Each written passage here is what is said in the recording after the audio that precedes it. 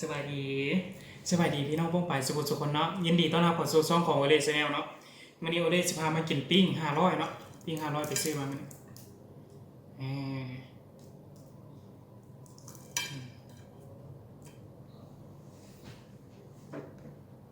มีน้ำเจียวเนาะน้ำเจียวผักก็จะใช้มามีผักสลัดเนาะผักสลัดกับหอมป้อมมี2อย่าง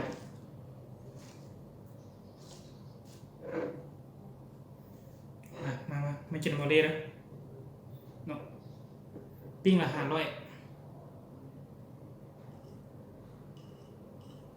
เจียว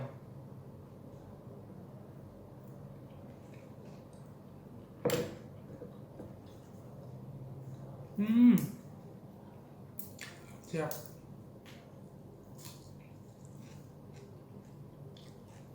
แก้วออกส้มหวานนะ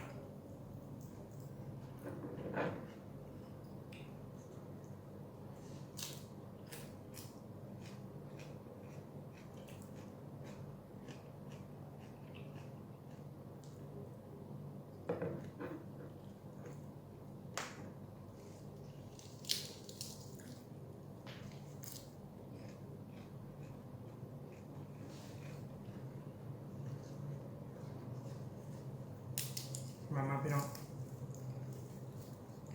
ฟิน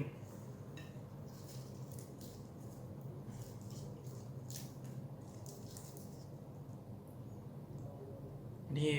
หนังไก่นะนี่ใส่เป็นคำสิเลย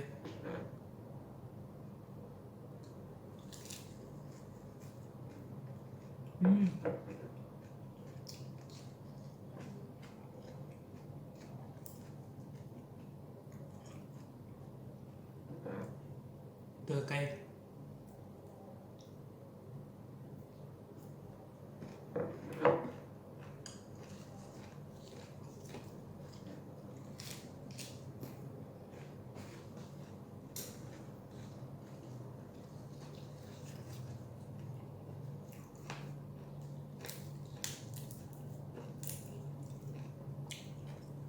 ไปที่ยังไม่เคยกินเนาะไปลองเลยเนาะท่านยูนกินในโม่เลยจ้ะวงเวียนกินในโม่ยูนเมืองหัดสะฟอง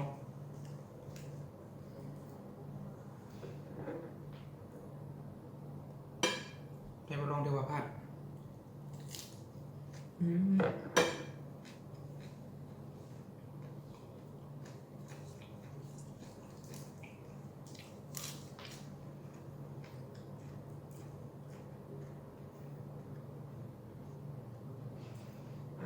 ทั้งแซ่บทั้งได้หลาย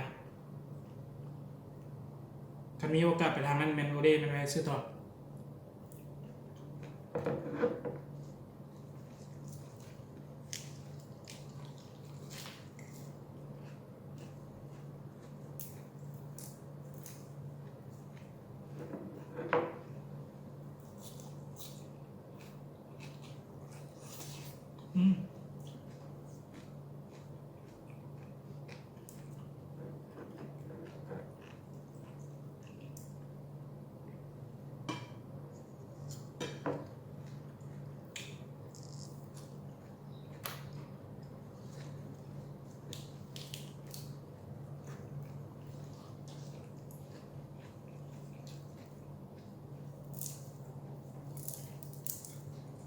มีกระปุ้นเนาะหอมดาบมาใส่แข่งขัน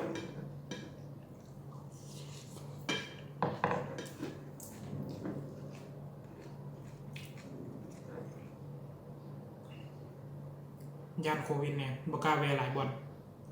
เฝ้าซื้อเฝ้ากลับมาเลย